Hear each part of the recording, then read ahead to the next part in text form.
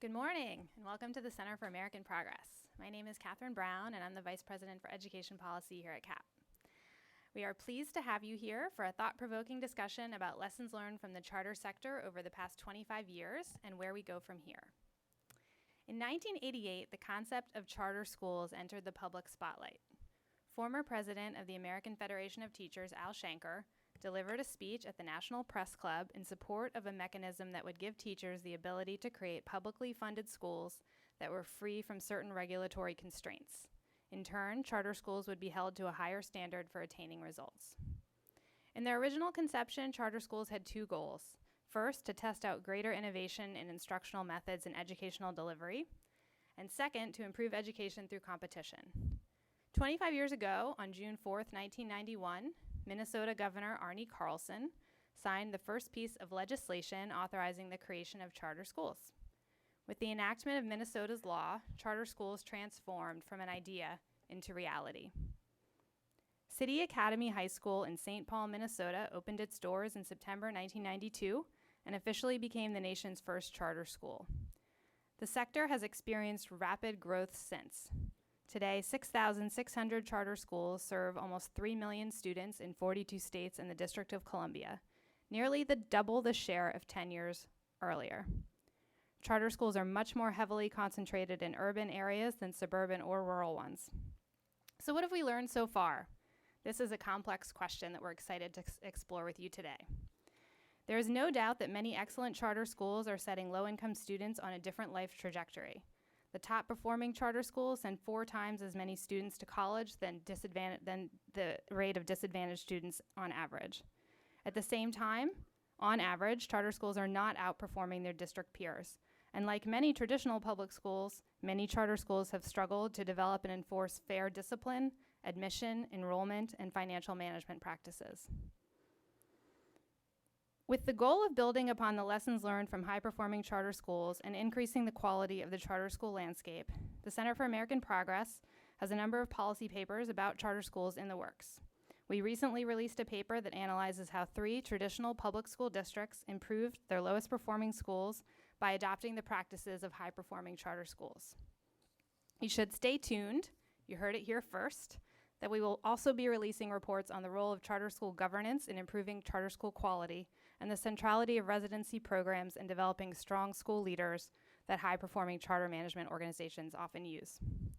Our excellent panel today brings diverse perspectives on the lessons we should glean from the past 25 years and what the future holds for charter schools and school quality overall. Please join me in welcoming Leo Casey, the Executive Director of the Albert Shanker Institute. Previously, Leo worked at the United Federation of Teachers, where he led the design team for the UFT's secondary charter school and directed the UFT's work with charter schools. Rick Kallenberg, a senior fellow at the Century Foundation. Rick recently authored a book titled A Smarter Charter, Finding What Works for Charter Schools in Public Education. He's also author of a biography about Al Shanker. David Osborne, a senior fellow and director of the Reinventing America Schools project at the Progressive Policy Institute, and Chantel Wright, founder and CEO of Achievement Prep. Chantel has led Achievement Prep to be one of the highest performing schools in Washington, D.C. And with that, let's dive into our panel discussion. Would you please welcome me on stage?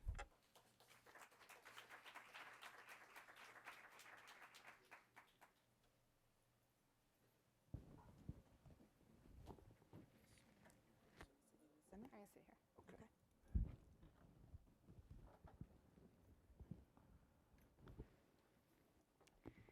Okay, well, I'd like to begin by reflecting on the last 25 years and what we have learned. So I'd love to hear from all of you. What do you think are the key accomplishments of charter schools, and how have they lived up to their original vision? Let's start with you, David. Well, I think they've created schools for kids who didn't do well in the traditional public school system, and the biggest block of those are poor kids and minority kids. And they have helped those children go to college at much higher rates than they would have if they'd stayed in their traditional public schools, and therefore they're beginning to make a dent in inequality in that way to deal with today's big issue, inequality. And then finally, And by the way, I disagree with you. I think they do outperform traditional schools, and we can talk about the Credo study, which you're probably talking about. The latest one says they do outperform traditional schools. And on any other measure, graduation rates, college-going rates, they do outperform.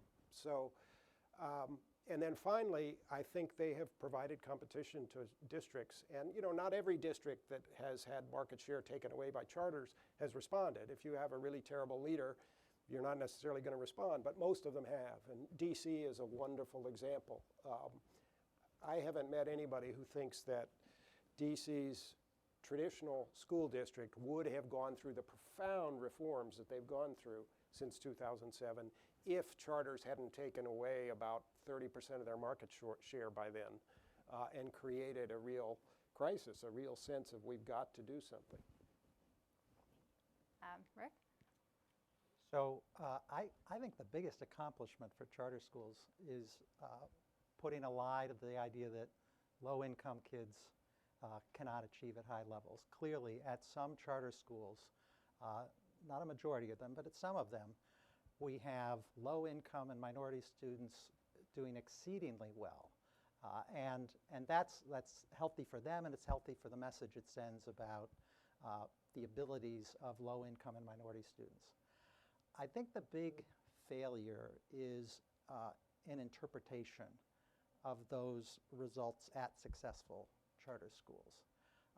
There's a kind of a lazy and I think profoundly reactionary interpretation which says, okay, the KIPP charter schools, for example, have high levels of segregation, and because they have high numbers of low-income students, that poverty and segregation have very little effect on academic outcomes more broadly. And furthermore, some interpret the success of schools like KIPP to suggest if only we were to reduce the role of collective bargaining and teacher representation, then amazing things could happen. I think there's lots of research to suggest that simplistic interpretation is very wrong. KIPP, in fact, has some unionized charter schools. They have unionized charter schools in Baltimore that are doing pretty well.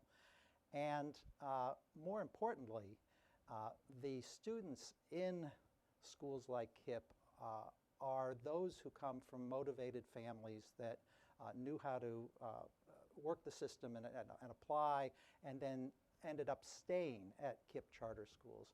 And that suggests to me not that segregation is irrelevant, but rather quite the opposite, that if we give low-income students a positive peer environment where they're with other students who are highly engaged academically, supported by parents who are particularly motivated, then low-income students can do great things. And so that's my big concern with the charter movement, is that the success at some of the schools has been misinterpreted. Thank you. Chantel, what's your take? So, I think I have an interesting kind of perspective. I'm the only one on the panel that actually does the work of a charter school leader and running on the ground. I would agree with much of what David said and what Rick also said around the opportunities that it provides for low-income students. But I also think one of the things that we take for granted about the charter school movement is the impact and the empowerment it's given parents. Prior to the charter school movement, parents were relegated in many ways to schools, and they didn't have choice, and their only choice and the way to exercise their rights for wanting something different for their children was through the courts.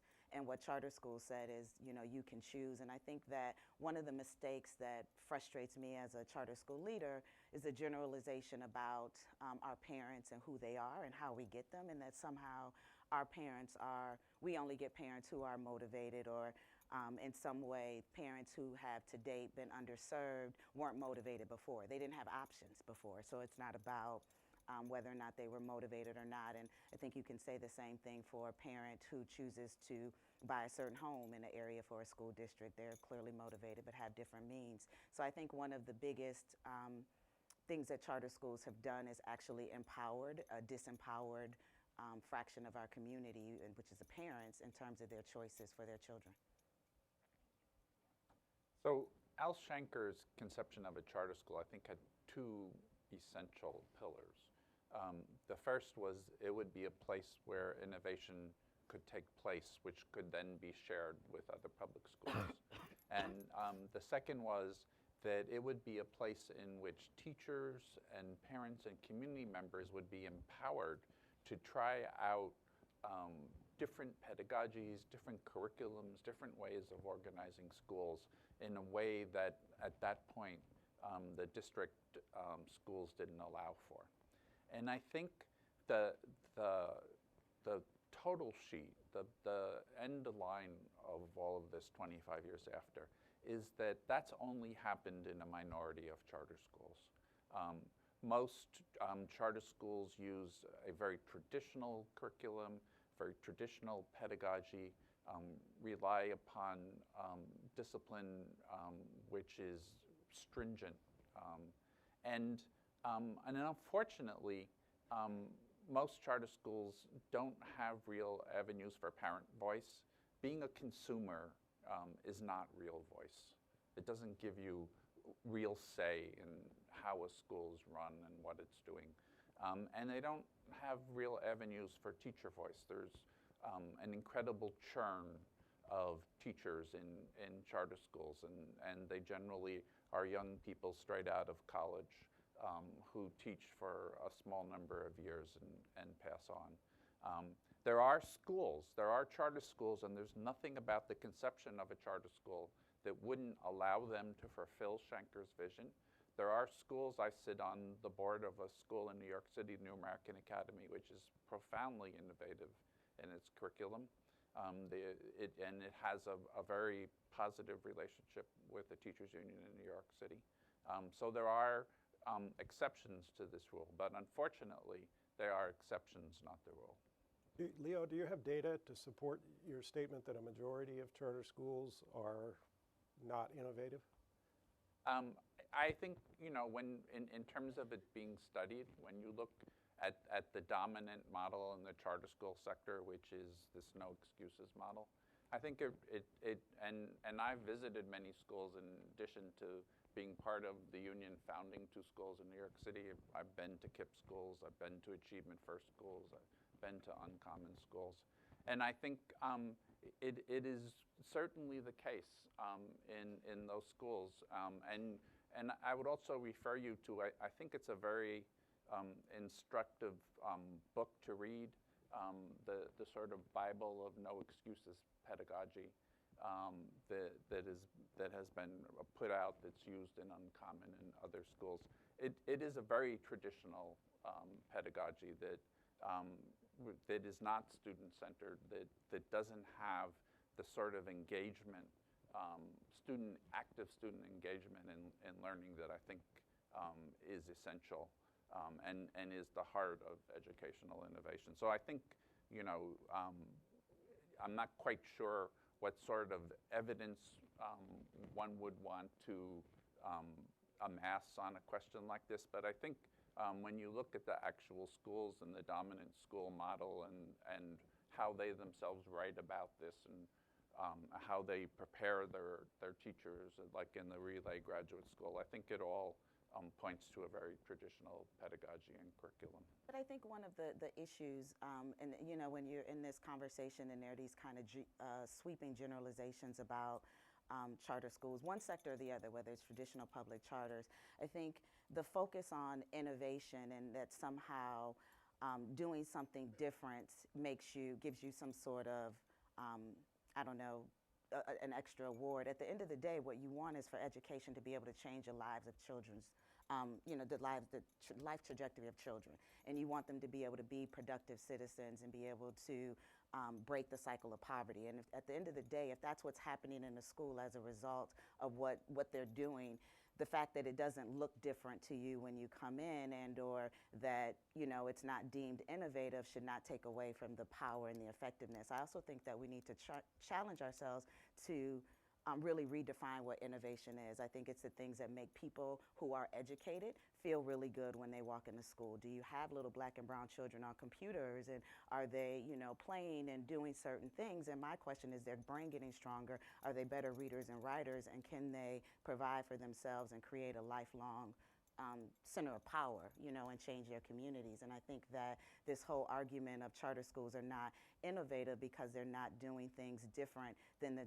traditional public school in terms of pedagogy. They are doing something different in terms of results. And for me, that's what matters. And charter schools are autonomous LEAs that have a higher level of accountability in exchange for that autonomy, and charter schools have delivered. I think that they're not perfect, and as with all traditional public charter schools, it takes a strong leader, great teachers, an unrelentless amount of focus on scholar achievement in order to make sure that you're doing it. But this whole argument around innovation and the fact that charters don't look different than the traditional public schools is pretty, it's a sweeping generalization that I think we really have to slow down.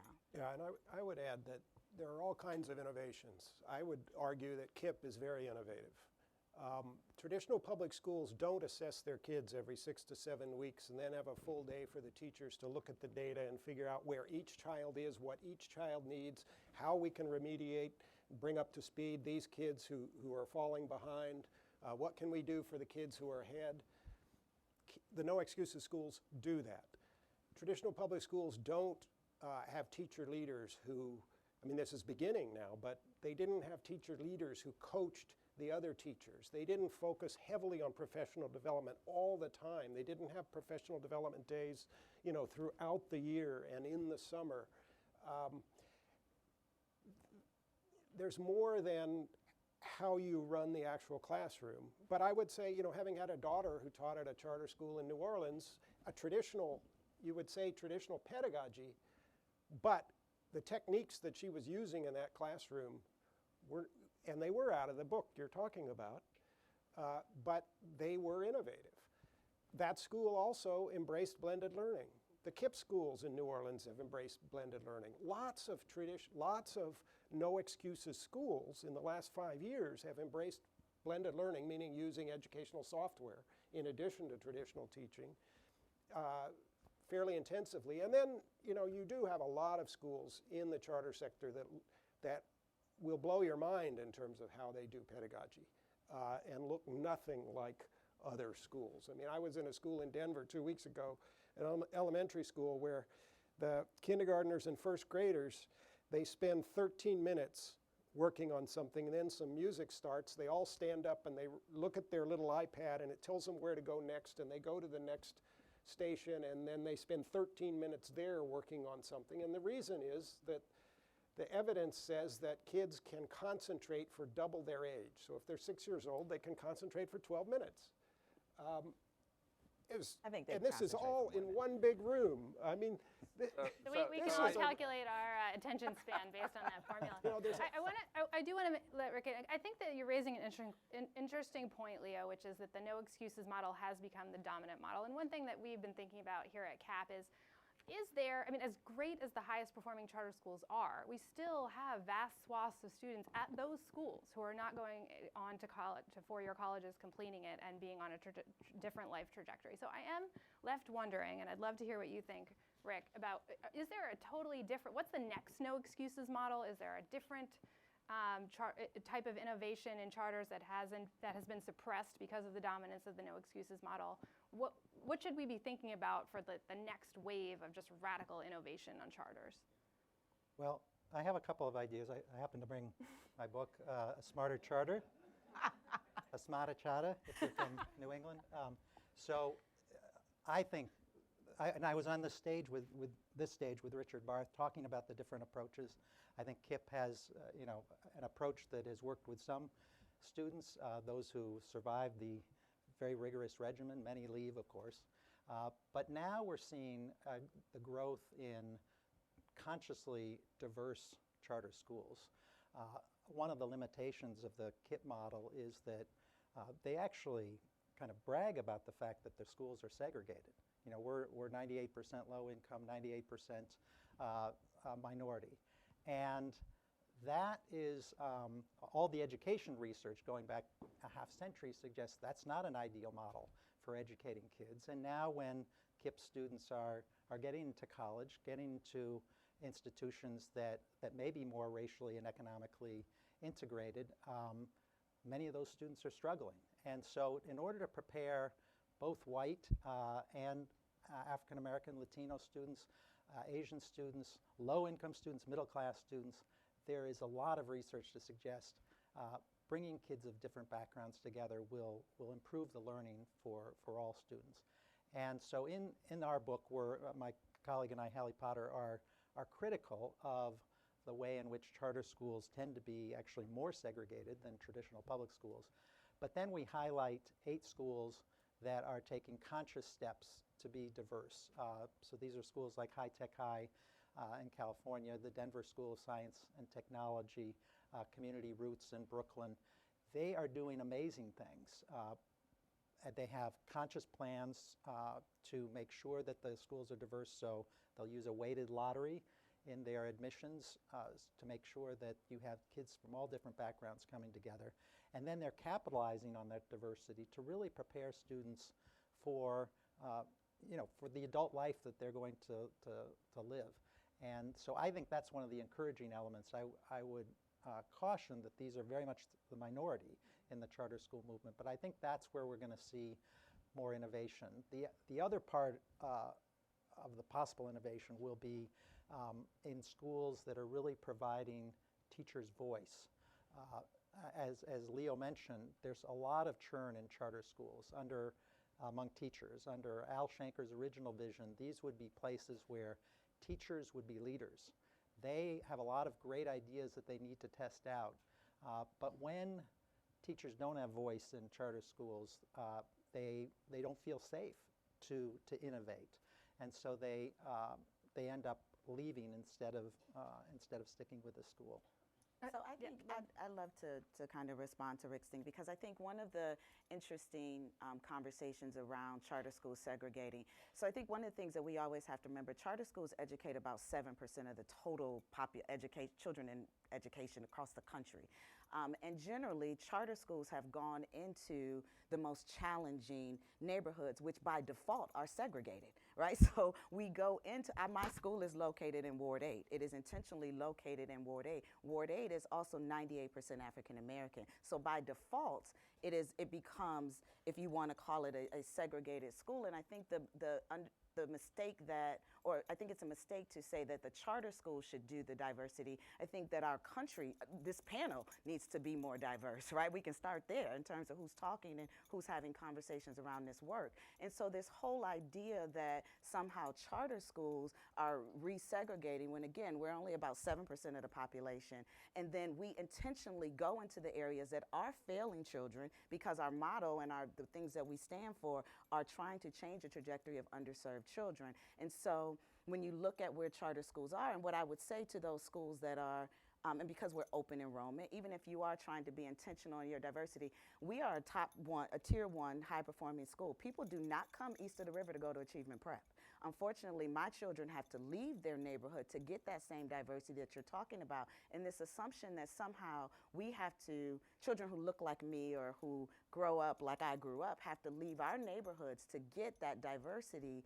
I think we need to question ourselves, and we need to say, like, what are we doing and what has happened in our country, the bigger pictures of who we are that have created this segregation. Charter schools intentionally, many of them, go into the neighborhoods, and I appreciate those schools that also go into the more affluent neighborhoods. In terms of churn, one of the things that I want to say, and I actually don't think it is a fair statement, many charter school leaders are actually internal teachers who grew up within the charter school and now leading those schools. And so they very much have a voice. Generally, one of the things that you want to do is continue to grow your leadership within an organization. I think that the ability for charters to hire and fire teachers who are not performing is something that should happen. Everyone should not be a teacher. teaching in our country has been something that we drop by. I don't know what I'm going to do for the rest of my life, so let me stop by education and teach the most neediest people in the world when I don't know what I'm going to do. And then when I really figure it out, I'll go live my life, right? And so everybody who wants to just teach should not be qualified and should not teach. And so if you get in there and you're not proving those results, you should leave because you have a child's life in your hand. And so charter schools take that autonomy to hire and fire very seriously and do that and use that. So Can I just let's respond talk about- for a minute about this issue of teacher turn. Please. Because teaching is extraordinarily demanding craft. It is not something that you learn quickly. It takes a teacher, I would say, under good circumstances, a school that is orderly and education is going on. It takes a teacher, I think, a minimum of 3 years to really master the craft.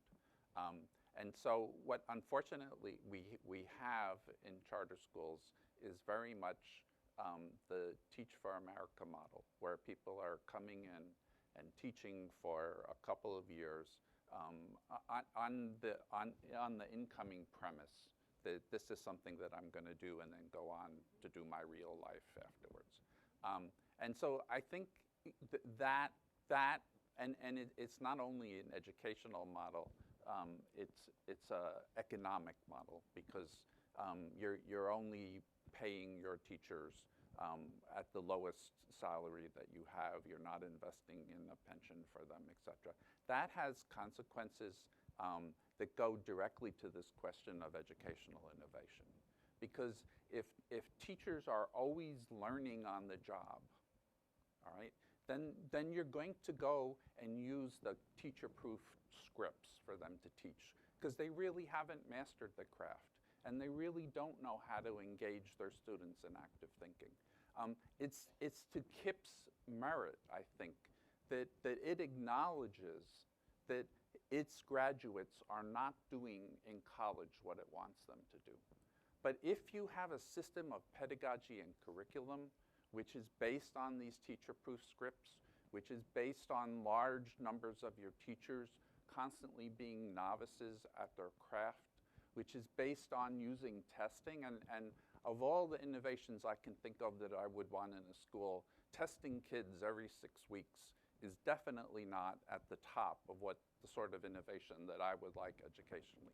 When you have that sort of model, you're not preparing your kids either for the kind of work that they need to do in college, where they actually have to write research papers, where they actually have to engage in deep thinking and problem solving.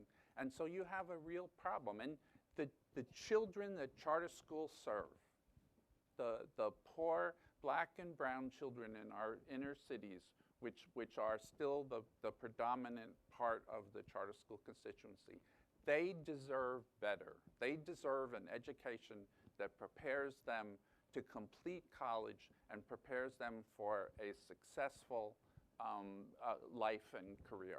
And we give that to children who go to middle-class schools all over the country, and we should be giving it to those children as well. Yeah, I didn't know- you're yeah. wildly overgeneralizing. I mean, what % of teachers in charters are TFA?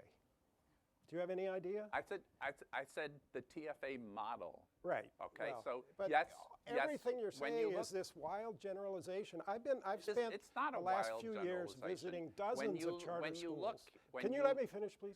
I've spent no, the you last. asked me a question and then you cut me off. So if you asked me a question, let me give a I complete asked you what answer. percentage, and No, you didn't answer that you question. want me to give a 2-second answer so you can make your point. What I have to say about this is clear. TFA sends the majority of its graduates into charter schools.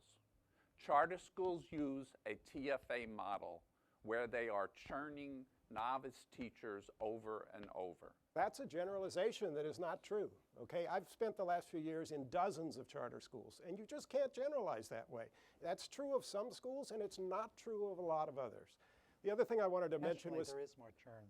in charter yes, there's more charter churn. schools. Yes, there is more. The other thing is teacher voice, okay? When you go to a traditional school, what's the #1 complaint of teachers?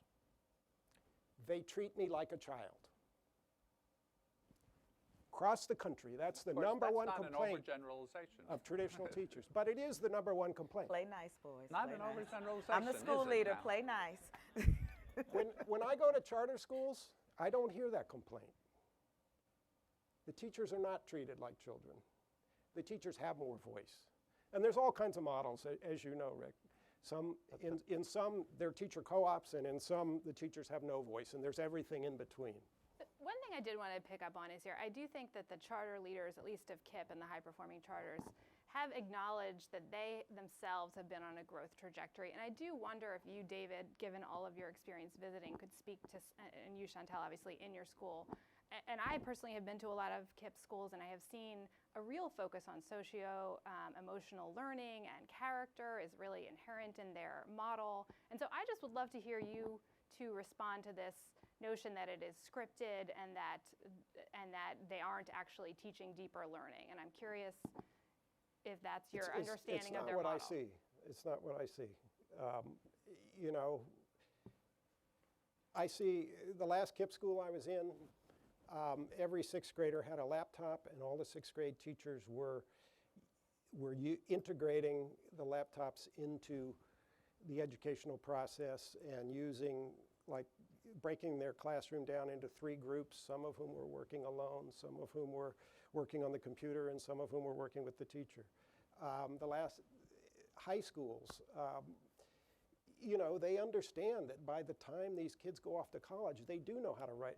They need to know how to write a paper. They need to do internships. They need to do in-depth projects. That's very common in no excuses schools. I mean, I don't think that. I think that there are some places where it can feel, you know, scripted without a doubt. I think that in any sector there are bad actors with bad practices. I think overall, charter schools are very thoughtful about how we teach our scholars. And one of the things that we know is, particularly because the children that we serve, we have to think about the social emotional character because, for example, I do serve a 99% African American population. For many of my children, they are judged before they even open their mouth. So you don't even get to see how smart they are, what they can analyze, and what they can write, because you've already decided who they are simply by the way they look. So we do have to teach them certain skills and certain ways of being. And they also are dealing with very serious situations and the impact of poverty and the economic factors that they deal with that can suppress them. And so we have to teach them how to focus through that and what to do to overcome that. And it's a very important part of what it is that we do. In terms of testing, yes, I think absolutely you'll find that charter schools will make sure that scholars can perform on a test, because unlike traditional public schools, if we don't, we close. Right? So we fail, we get closed. And so you have to also make sure that this objective bar by which we're being judged, our scholars can perform. And one of the things that we personally are excited about at Achievement Prep is Common Core. I do think it has raised the bar and it pushes, but I think one of the things we have to think about is if you had the DC standards here, scholars were already here, the ones I serve are already here. If now Common Core has said even DC standards were low, what does that do to this population that we serve? And so we have to also make sure that our scholars can crawl before we just say get up and run. And if you don't have the basic foundation, we have to give that. And charter schools do that. We take in children who have historically come to us 2 to 3 grade levels behind from not all traditional public schools. We actually inherit scholars from other charter schools that have created gaps. I will say that same thing. But they've come from other public schools where they haven't gotten the foundation. And so there is some buildup that has to happen because, again, remember they were here, and now we've got to get them here. And the amount of time that should have been anywhere from 4 to 5 years, we've got to do it in 1, because if not, the accountability that we have as charter schools will hold us to a much higher bar. I wish sometimes that people would actually read the laws that impact charter schools and the level of accountability that we have and what's happening around closing our lower performing schools, which again are 7% of the population, in comparison to some of the urban districts where that hasn't happened at the rate and the pace that it needs to, because children are ultimately suffering. I say one Yes, quick please. thing. So I think we are starting to see a bit of a backlash in the African American community against some of the stricter discipline codes in schools like KIPP. We're seeing some evidence. There's new research out of Yale that suggests a lot of African American parents are rebelling against this idea that my kids are going to have to walk silently in the hallway and need to sit up straight and look right at the teacher. They want their children to be trained to be leaders, not followers. And so there's a big uptick in interest in the African American community for Montessori schools, where we're talking about kind of the opposite of a strict no excuses school, where there's a real desire for children to be at the center of learning. And in education, we see these swings of the pendulum, and I think we went to one extreme, and now we're starting to move back towards the center. And the African American parents that I know, me being one, I want a great school for my child. I want a school that is preparing my boys to compete, not just to survive and not just to get by, that are preparing them to thrive. And I do think, I don't know the Yale study. I didn't read that. But what I do know is that there's also those same parents are demanding charter schools. When you look at the wait list that around our country, the demand for those kind of schools, because they are not being served in other schools. I do think there are, without a doubt, within our movement, and I think within our education industry at all, there are bad actors who are doing things that continue to perpetuate, the myths and the biases that impact particularly the children that I serve, without a doubt. And I will be the first to say, that does happen. But I don't think that is an overwhelmingly thing. So achievement prep can be deemed a no excuses. When we think about no excuses, it is no excuses for the teachers and the leaders and the adults in the building. No excuses for why children aren't learning because of the social emotional things they come with, the economic impact, the lack of resources. There are no excuses for why you can't move those children. And so, I think it's very easy to point to that, because I think we also are in a sector that is very resistant to change and that is also very motivated by self-interest. We've heard a lot, several of you have mentioned that charter schools serve only 6% of students around the country, and I think this is a very important point, and it is interesting how much attention this issue gets given the relatively small proportion of students that it serves. I'm curious if you, Leo, see things, and I definitely hear that you're disagreeing with David about the role of testing, but are there innovations that you have seen in charter schools that you think should be applied to traditional schools, and what are they? So there's nothing about a charter school governance. There's nothing about really the only essential feature that separates a district school from a charter school, which is that it's governed by an independent board, which hopefully will reflect some parts of civil society, which leads to the sort of lack of innovation that you see in most charter schools. And so I would say that some of the most interesting stuff that's happening in education is happening both on the district and the charter school side. So in New York City, for example, I serve on the board of a school model, the New American Academy, which both has a charter school and 2 district schools, and is really profoundly experimenting with how education is done. They have teams of 4 teachers led by a master teacher with special education expertise and English language learning expertise on these teams. And they work with groups of 60 students, so that you have a teacher-student ratio of 1 to 15. And these teams, because they can share all of their learning, they've really profoundly broken down the kind of egg crate model of education that we have, where we have individual teachers working in isolation. At the beginning of each day, they have an hour and a half of time just with themselves to talk about the lessons that they're going to do, to share their lesson planning, to talk about students, how individual students are progressing, to be able to look at student work and analyze it. And I would insist that sort of model is so much better for learning how students are actually progressing than running them through regimens of standardized tests every 6 weeks. The teachers are really able to dig down into, what's happening with Johnny's writing here, and why is there this problem, and why is Mary not being able to progress with the reading, and I think that the tragedy of charter schools in this country the last 25 years is that we haven't seen a lot more like the New American Academy.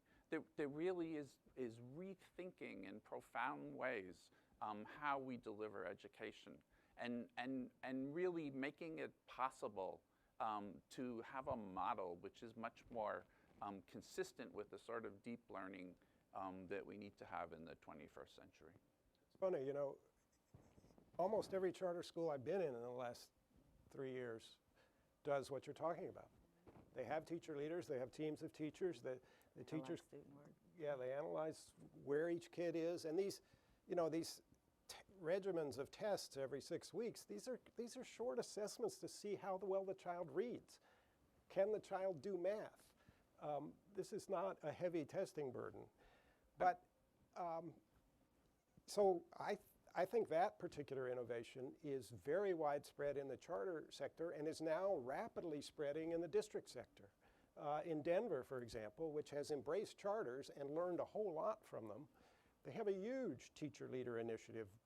I think by next year, they're going to have over 100 schools which have that approach, and other districts likewise.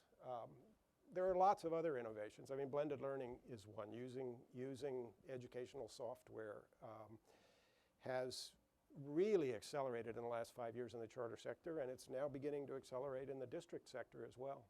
I think one of the myths in this business is that traditional schools aren't learning from charters. That may be true in some places, but in DC, that is absolutely false. There's an enormous amount of interaction. People going back and forth between the sectors in terms of their jobs. In Denver, there's an enormous amount of interaction and learning. So I think that's one of those things that might have been true 10 years ago, but is not so true today. So the question is, and I hate to make this battling anecdotes, but you know, I've been in charter schools too, and I have never seen a charter school yet that gives its teachers an hour and a half of dedicated time at the beginning of the day to do the kind of work that happens in the New American Academy. Yes, I certainly, there have been an hour and a half each day of time without students and without principals to do that sort of work. No, and I think it's common. well, you know, then maybe you can show me a list of schools to do this, because I've been in a number of them and I've served on now the boards of 3 charter schools, and I've found this to be, you know, truly exceptional sort of conditions. Rick, But let's talk about one of the other critiques of charter schools, which is creaming. Some people have argued that the results aren't actually about the instructional practices or innovative techniques. They're actually about how the students are being admitted and enrolled. And I'd love to hear what you think, Rick, about whether that's legitimate criticism, and Chantel, I'd love to hear you respond. So I think it is a legitimate criticism, and it isn't in this sense. Definitely charters cream. I mean, there's any school of choice, magnet schools cream, any school that requires parents to take active steps to get involved in the school are going to educate a different group of students than those for whom it's just the default position to go into a school based on where you happen to live. And KIPP demonstrates that fact. They have been successful when they are able to draw new parents into a school. When they began a charter school in Denver, where they just took over, you know, the traditional school population that happened to live in a certain area, they failed and got out of that. They're now trying again in DC to see whether it works any better. But that was, to me, a clear indicator that there is a difference between families that choose and families that are just in a particular area. And that's why every legitimate study that looks at charter schools will compare lottery winners and losers, because there's something about the self-selection that matters. Now, here's where I disagree with the critique. So I don't say, therefore, that KIPP is a fraud. I say, well, what can we learn from this fact that when low-income students from particularly motivated families are surrounded by peers who are also particularly motivated and do really well, what does that say for the other, 94% of students who go to traditional public schools. And to my mind, it says we ought to find ways to make sure that everyone has access to a strong peer environment, to an environment where some of the parents are in a position to actively get involved in the school. And that's happening in the traditional public school sector in about 91 school districts, educating about 4 million students, where there are conscious efforts to bring kids of different socioeconomic groups together. Ultimately, I mean, to me, what KIPP tells us is not that segregation works, but rather when you have a strong peer environment, low-income kids can do amazing things. I want to come back to that, but I'd love to hear your thoughts on the.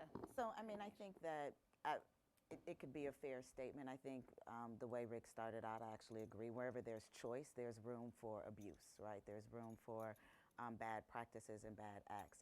I think, again, most laws require open public lottery.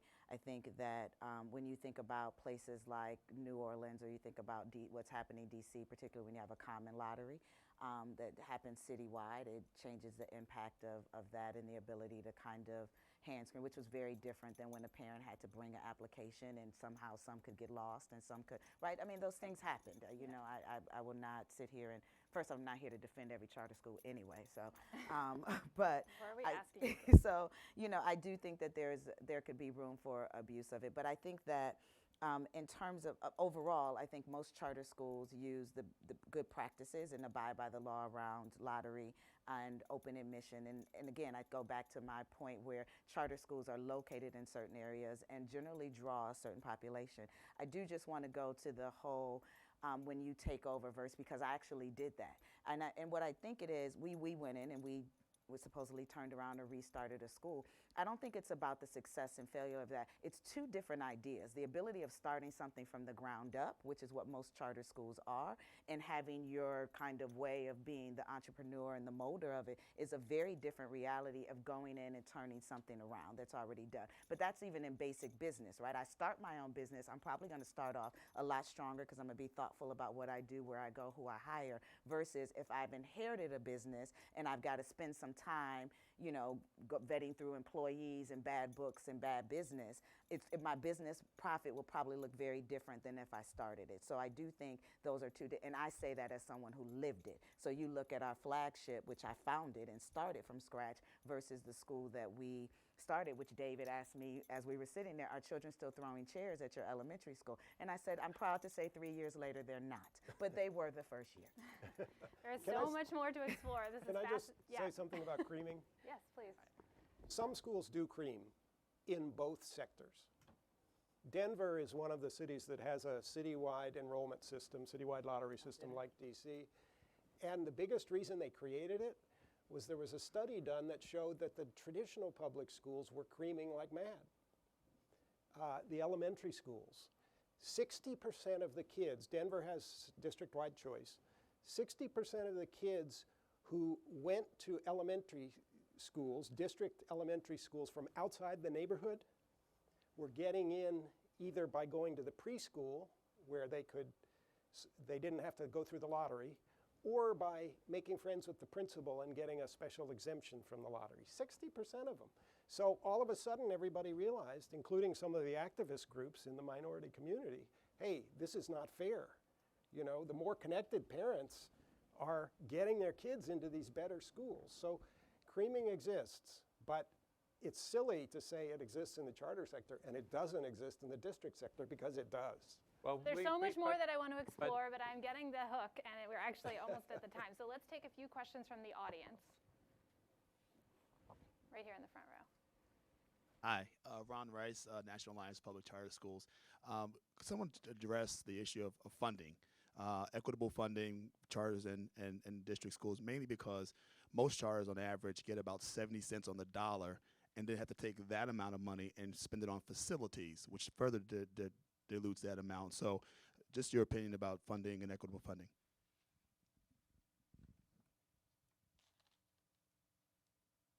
It's obviously inequitable. It varies, of course. We don't have one charter system. We have 43 charter systems in the United States, and it differs from state to state. But The experts at the University of Arkansas who study this every year, I think the latest I saw was charters got 72% of per child of what district schools got nationally. And that's a problem. And you know, this big argument that charters take money away from districts, right? Well, yes, they take children away from districts. And you know, the district shouldn't get to keep money when they're not educating the child. But if you look at that 72%, what it means is that districts have more per child when they lose kids to charters, because charters get less per child than the districts do. So there's I think some important things to say. Obviously, different states have different funding formulas, so it ends up in different realities. Charter schools generally have much more access to private funds. There's been a study done of KIPP that shows it is far in excess of what districts have. There are places like New York City, for example, where charter schools have been given access to district facilities, and they get for free not only the school building up to code and everything else, but all the services that come with the school building, where charter schools are getting, those that are in the district facilities are getting anywhere in the range of $2,000 to $3,000 more per student in funding than you would find in the district schools. So I think we can say certainly that there should be equity in funding. The issue of the important issue here is not in places like New York City or Washington, D.C. There's an But equity when in you DC. go to small cities The issue here. where you find that if you open up charter schools, you severely disrupt economies of scale. And so it's not simply a question of a student going from a district school to a charter school, but you now have a school that used to have an economy of scale when it had 1,000 students. And that becomes, and it may be the only high school or one of a small number of high schools in the city. And when it loses those students, the economies of scale are profoundly disrupted. So a system that was really serious about equitable funding would have to address those situations which have been created where economies of scale are disrupted. Thank you. Are there other questions? Right here.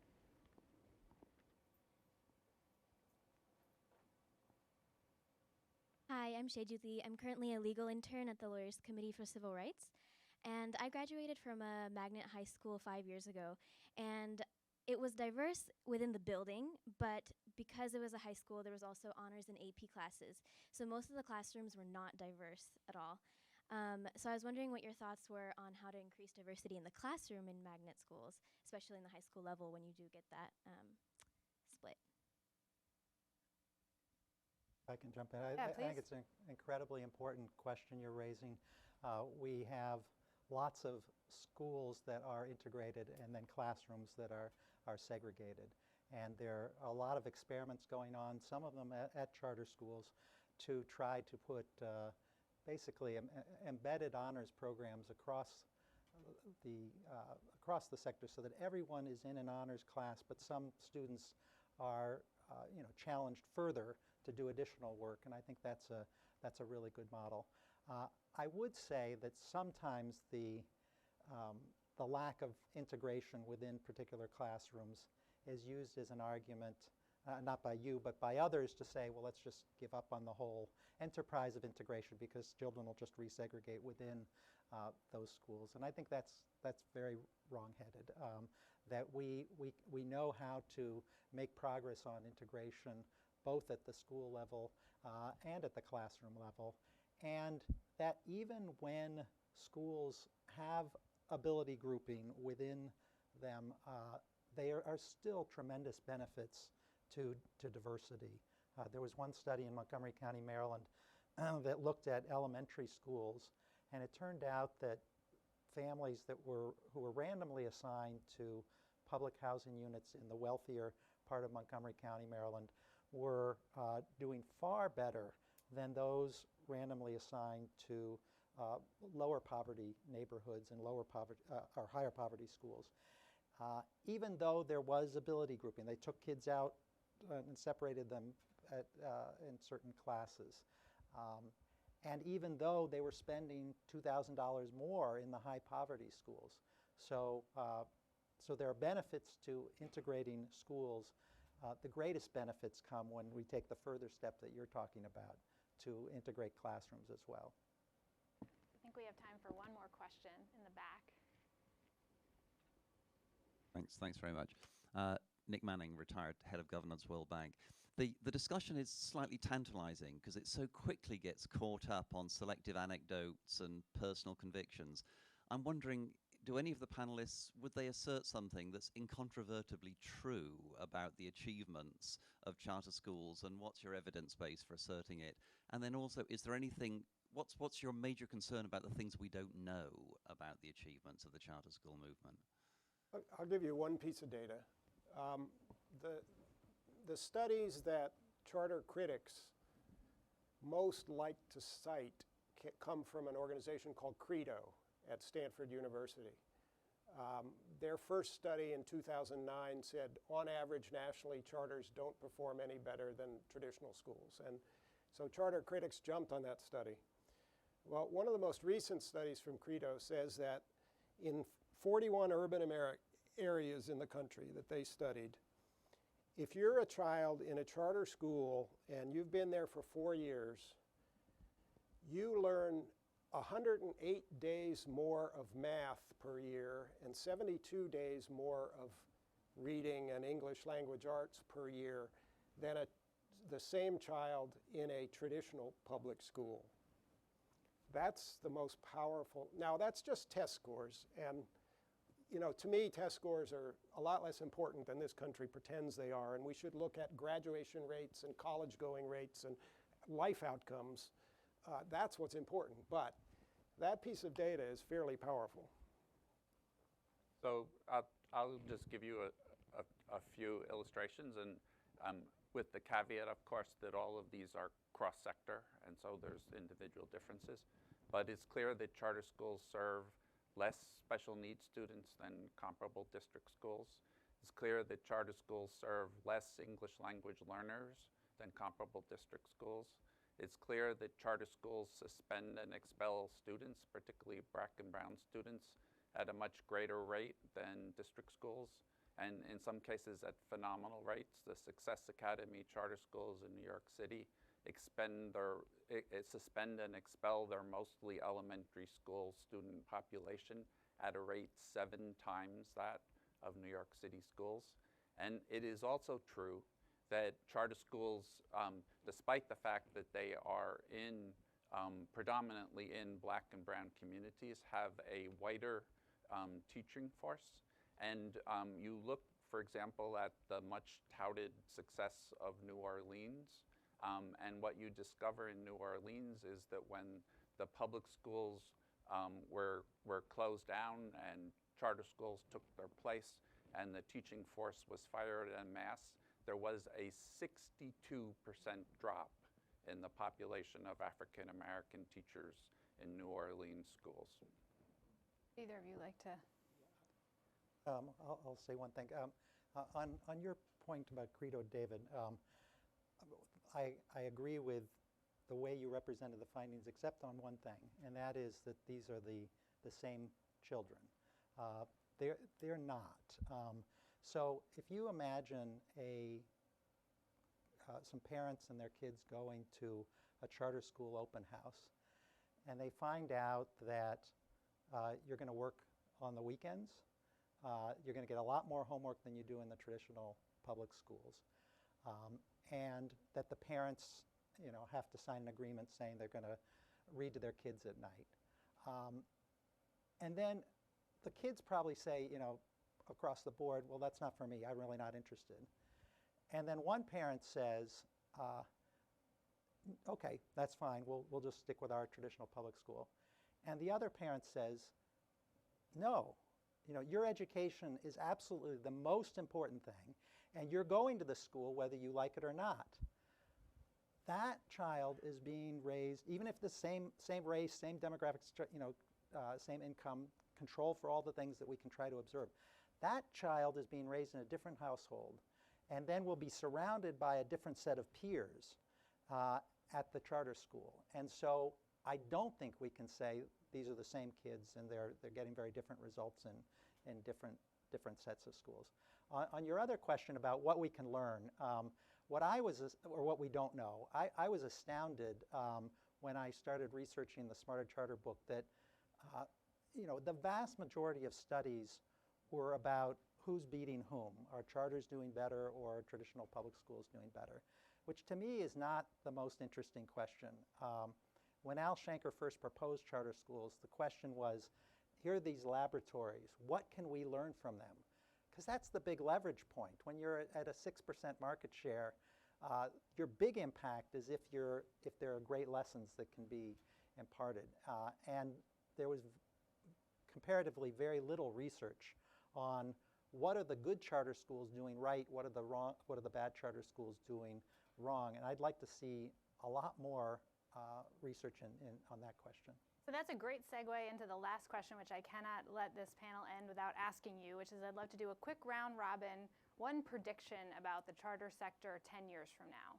Could be market share or lessons learned or anything that comes to your mind. Well, I just looked at the data, and charters, in terms of the number of students, are doubling in 6 years.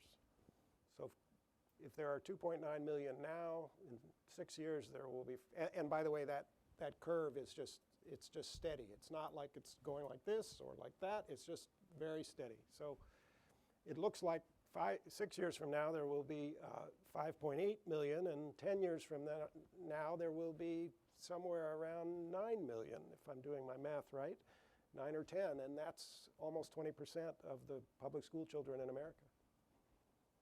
I agree that charter schools will continue to grow. I do think that charter school operators will do a better job of actually galvanizing and respecting the communities in which they're located. I think that when charter schools first opened, it was kind of a novel idea, and it was, we have this thought and idea, and you just put it where you thought it was needed without much voice. And I think that parents and communities have galvanized themselves. They are advocating for themselves and commanding and demanding better for their children, and I think charter schools will have to respond to that, and I think most charter schools want to and will, and I think that there will then be less opportunity to deflate and to downgrade the impact and the work that they are doing within those communities. So one of, I think, the major reasons why charters haven't delivered on the promise that they could was that many of the people who went into the charter school world did so out of animus to unions and teacher unions. Folks who certainly veered towards the conservative side of the political spectrum, this is not all of them, but the great majority of them. The Walton Foundation from Walmart, the hedge funders from New York.